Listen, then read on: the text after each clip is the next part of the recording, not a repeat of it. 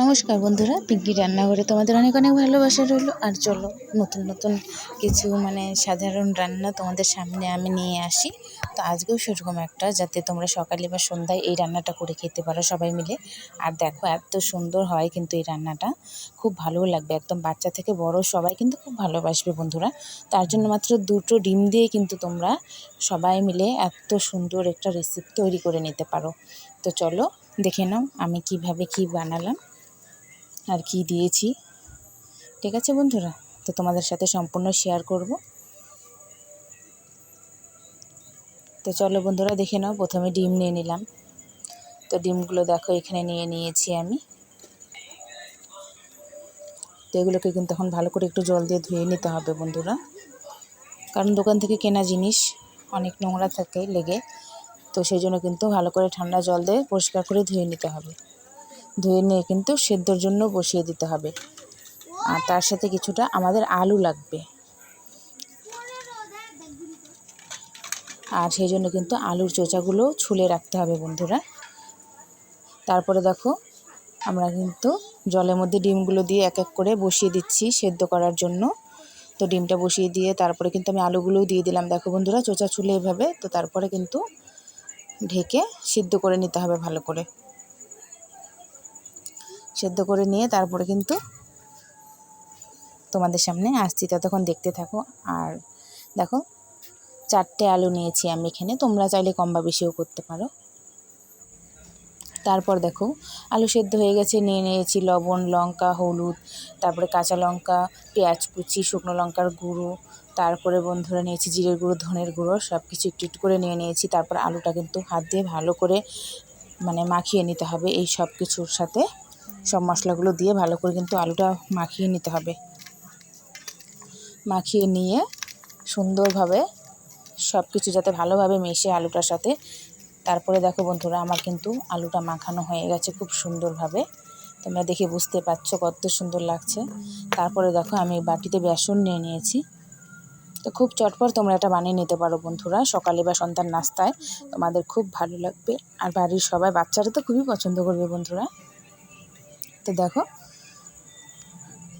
তারপরে বেসন নিয়ে নিলাম, একটু জিরের গুঁড়ো, ধনের গুঁড়ো, লঙ্কার গুঁড়ো, লবণ, হলুদ দিয়ে ভালো করে একটু মাখিয়ে নিতে হবে। দেখো বন্ধুরা আমার এখানে ডোটা একটু পাতলা হয়েছে, এখানে একটু মিশ্রণটা দেখো একটু ঘন করে দিলাম বেসন দিয়ে। তো তোমরা এইভাবে একটু এরকম মিশ্রণটা যাতে ঘন হয়। তারপরে দেখো আমি ডিমগুলোকে এখন মধ্যেখান থেকে ফাটিয়ে ফাটিয়ে নিচ্ছি। তো দেখো বন্ধুরা এখানে ডিমগুলোকে আমি মধ্যে থেকে ফাটিয়ে নিলাম। তারপর কিন্তু এগুলোর মধ্যে থেকেও আরেকটা করে পিস বের করব। তো একটা ডিম থেকে কিন্তু 4টে করে চপ তৈরি হবে বন্ধুরা। দেখো কত সুন্দরভাবে কেটে কেটে এইভাবে কিন্তু সবগুলো ডিম পিস পিস করে নিতে হবে। এইভাবে করে একটা ডিম থেকে আমি 4টে করেছি, তোমরা গোটাও রাখতে পারো আর অর্ধেক করেও করতে পারো বন্ধুরা। আমি এখানে হাফ করে 4টে করে করে নিলাম। তো তারপরে দেখো এদিকে যে আলুটা মাখিয়ে রেখেছি সেই আলুটা কিন্তু হাত দিয়ে ভালো করে করে সেই আলুটার ভেতরে কিন্তু এই ডিমের একটা করে খণ্ড ভেতরে দিয়ে ভালো করে হাত দিয়ে চেপে চেপে দেখো এইভাবে গোল গোল করে নিতে হবে। দেখতে পাচ্ছ বন্ধুরা? তো এইভাবেই দেখো সবগুলো কিন্তু আমরা বানিয়ে নিয়েছি গোল গোল করে। তারপরে দেখো কড়াইতে সর্ষের তেল, প্যান বসিয়ে দিলাম, প্যানে সর্ষের তেল দিয়ে দিলাম। সর্ষের তেলটা যখন হালকা গরম হবে তখন কিন্তু আমরা দিয়ে দেব। আর ভিডিওটা দেখতে দেখতে তোমরা কোথা থেকে দেখছো অবশ্যই বলে দিও। আর আমার ভিডিওগুলি তোমাদের কেমন লাগে সেটাও জানাবে বন্ধুরা। ভালো লাগলে সাবস্ক্রাইব করে পাশে থেকো। তারপর দেখো একটা একটা করে আমরা চপ বেসনে চুবিয়ে ভালো করে মাখিয়ে দেখো তেলের মধ্যে ছেড়ে দেবো। আর এতে কিন্তু বেশি তেল দেওয়ার প্রয়োজন নেই। দেখো বন্ধুরা আমি একটুখানি তেল দিয়েছি। তো এভাবে কিন্তু হালকাভাবে উল্টে পাল্টে দিলেই কিন্তু আমাদের নাস্তাটা সুন্দরভাবে রেডি হয়ে যাবে। ডিমের এই চপ রেসিপিটা এত সুন্দর লাগে খেতে, গরম গরম তো অসাধারণ লাগে। আর সবাই খুব ভালোবাসবে বন্ধুরা, তোমরা একবার হলেও ট্রাই করো। ঠিক আছে বন্ধুরা? তো দেখো পরপর আমি কিন্তু সবগুলোই একই রকমভাবে ভেজে নিচ্ছি বন্ধুরা। তো এইভাবে এক এক করে পরপর সবগুলোই আমরা ভেজে নেব।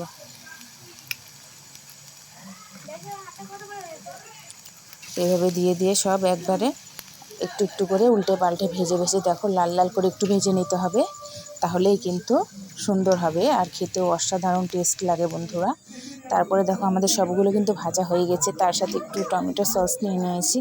তো অসাধারণ খেতে, অবশ্যই তোমরা এই রেসিপিটা একবার হলেও বাড়িতে ট্রাই করো বন্ধুরা, ভালো লাগবে।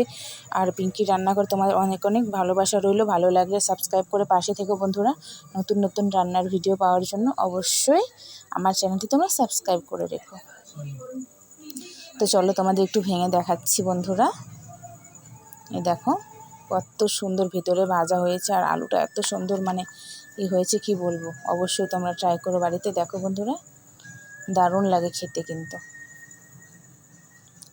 তো ঠিক আছে।